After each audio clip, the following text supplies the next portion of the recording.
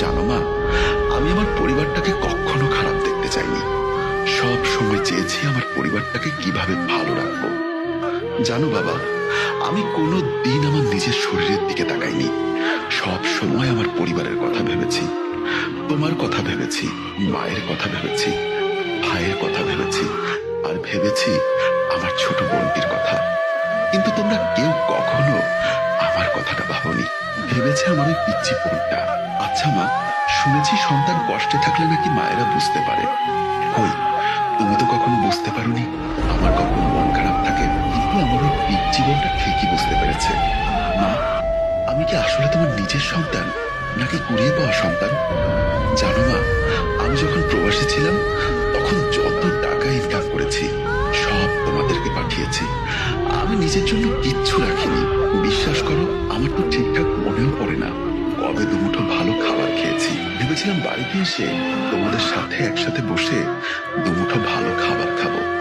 কিন্তু ভালো খাবার তো দূরের কথা, তোমরা কোনো দিন আমার সাথে বসে একসাথে খাবার খাওনি। জানো, আমার খুব ইচ্ছা ছিল তোমাদের সবার সাথে বসে খাবো, কিন্তু সেটা আর হলো কই। তোমরা তো আমার খবরই ঠিকঠাক নাওনি। খেয়েছে কি খাইনি সেই খবরটাও নেওনি। মা, তুমি না আমার কাছে তোমার সোনার চেন, কানের দুল আর একটা রিং চেয়েছিলে। মা, আমি তোমার জন্য সব এনেছি, কিন্তু তোমাকে দেবার মতো সাহস আমার হয়ে ওঠেনি। কারণ তোমরা তো আমাকে কথা বলারই সুযোগ দাওনি। আমার লাগেজে তোমার সব জিনিসপত্র আছে, তুমি নিয়ে নিও। বাবা, তুমি তো আমার নিজের বাবা, তাই না? আমি তো তোমার নিজের সন্তান, কিন্তু তুমি কি করে পারলে আমার সাথে এতটা নিষ্ঠুর আচরণ করতে? জানো বাবা, আমি তোমাকেও খুব ভালোবাসি, কিন্তু তোমার থেকে কোনো দিন একটুও ভালোবাসা পাইনি। চেয়েছিলাম বাড়িতে আসলে আমায় একটু ভালোবাসবে, কিন্তু আমাকে যে শুধু টাকা ছাপানোর মেশিন ভাবো সেটা কখনো কল্পনা করতে পারিনি। বাবা, তুমি না আমার কাছে দামি একটা ঘড়ি আর একটা দামি মোবাইল চেয়েছিলে। আমি তোমার জন্য দামি ঘড়ি আর মোবাইল এনেছি, কিন্তু তুমি কোনো দিন আমার সাথে কথাই বলনি। কুকুরের মতো ব্যবহার করেছো আমার সাথে। ভেবেছিলাম জিনিসপত্রগুলো নিজ হাতে তোমাদেরকে দিব, তার হলো না। বাবা, তোমার দামি ঘড়ি আর তোমার মোবাইলটা আমার লাগেজেই আছে, তুমি নিজ হাতে বের করে নিও। মা, তুমি না বলেছিলে ছোট ভাইয়ের জন্য একটা ল্যাপটপ আর ব্যবসার জন্য 5 লাখ টাকা দিতে। মা, আমি ওর ল্যাপটপ আর 5 লাখ টাকাও এনেছি, আমার বালিশের নিচে রাখা আছে।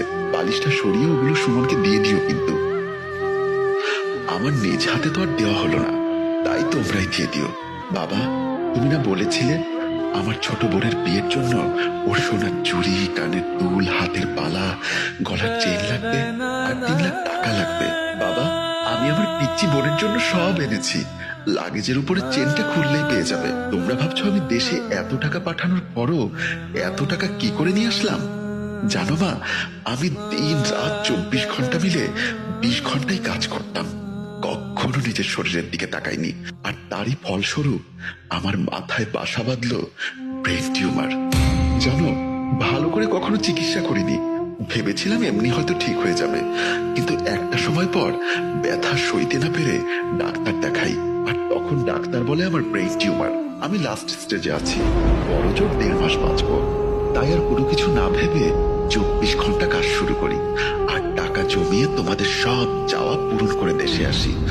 ভেবেছিলাম মৃত্যুর আগের 15টা দিন তোমাদের সাথে হাসি আনন্দে কাটিয়ে ওপারে চলে যাব।